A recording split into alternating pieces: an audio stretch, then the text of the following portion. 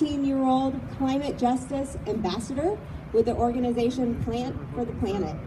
She's a plaintiff on the Our Children's Trust versus Government lawsuit in Washington State, where she and other youth are holding the Washington State government accountable for the future that they are leaving for her generation. She's also the founder and executive director of 0 Hour, a youth-led emergency climate action movement delivering demands to leaders for exactly what it will take to ensure youth have a livable future. And they're planning a major student mobilization in DC this summer and an accompanying direct action to tell our leaders that Generation Z has had enough and it's 0 hour to act on climate. Help me in welcoming Jamie.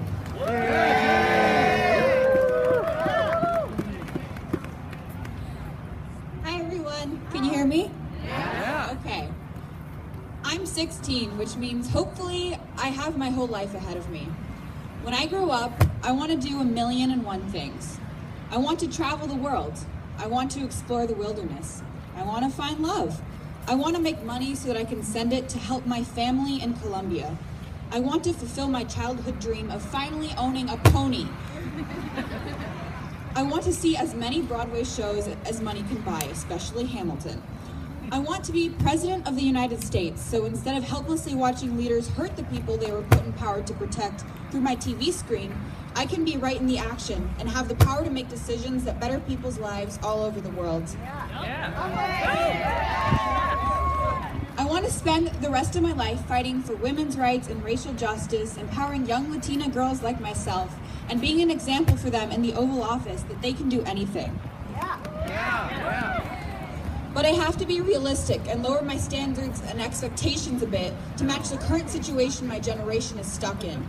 Global warming and society's unrelenting addiction to fossil fuel has made me come up with more realistic dreams. So now, all I'm asking for is a future that is livable. That's it. All I want is a world not totally devastated and defined by global warming and ocean acidification. But with our government and businesses currently investing and trying to go through with new fossil fuel projects, even that is beginning to seem like too much to ask for. You know, it's not easy growing up today, being in high school, constantly being asked to plan my future. What are you going to do with the rest of your life? Where are you going to go to college? When I don't even know if my city will be above water by the time I'm an adult. It's even worse when the solutions to my generation's dilemma are so obvious. The first step to getting out of a hole is to stop digging. And with all these new oil and natural gas projects, we haven't even stopped digging yet. Both figuratively digging a hole deeper into the crisis and literally digging holes for fossil fuels. Governor Inslee, if you care about my generation, if you care about our lives and our futures, then stop digging. You have a really easy decision to make right now in denying the largest oil terminal in North America, and I'm glad I can count on you to make the right call. Still, we need you to go much further and make a tougher call by leading the charge against fracked gas infrastructure. I don't want to hear excuses of natural gas being a transition fuel that will eventually lead us to renewable energy. Fracking for natural gas is still digging. And Governor Inslee, you were there at this summer's climate reality training when I was there, where Al Gore showed us that communities have transitioned from absolutely no electricity to running purely on solar energy. They skipped over coal, oil, and natural gas and just went straight to renewables. No transition fuel needed. There's this fossil fuel fantasy that changing to renewable energy has to happen in certain steps, like we're tapering off a strong medication. Our society has a horrible addiction to fossil fuels right now. And with all this new fossil infrastructure, we're like addicts who still can't quite give up our habits. But we don't have to taper off of these energy sources slowly. In fact, we can't. As a person who is going to be left with the unlivable earth and disasters fossil fuels cause, I'm here to tell you there is no time to taper off slowly, and there is absolutely no need to. Building fossil fuel infrastructure, whether it be coal, oil, or natural, aka fracked gas, means that you are investing in a fossil fuel future. It means that you are locking in decades more of pollution and climate change and rapid warming that my generation cannot afford. Newsflash, we are already out of time to save my generation and all future generations.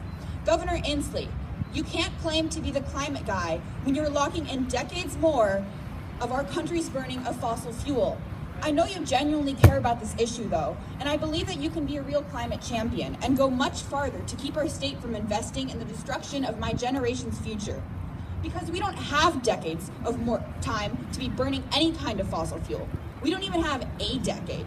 Scientists have said that every single year that we keep burning fossil fuels, that we stall common sense action, we are locking in years more of damage for our Earth. That's right. Today's leaders have a massive responsibility. You get to decide today, right now, how much my generation is going to suffer for your actions.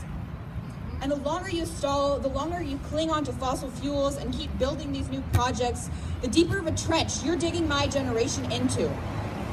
LNG and other fossil fuel projects aren't helping us transition to a renewable energy economy. They're getting in the way of a renewable energy economy. Governor Inslee, thank you for denying this oil terminal and protecting my generation from its effects. But now it's time for you to push way harder and say no to any new fossil fuel projects. Right.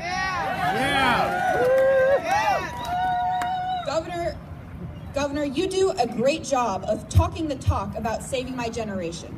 But now it's time for you to walk the walk. Yeah. Thank you. Yeah.